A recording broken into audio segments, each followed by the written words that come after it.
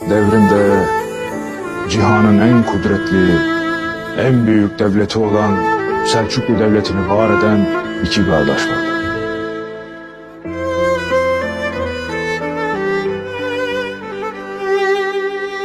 Biri ilmi siyaset ehli, Sultanlar Sultanı Tuğrul Bey.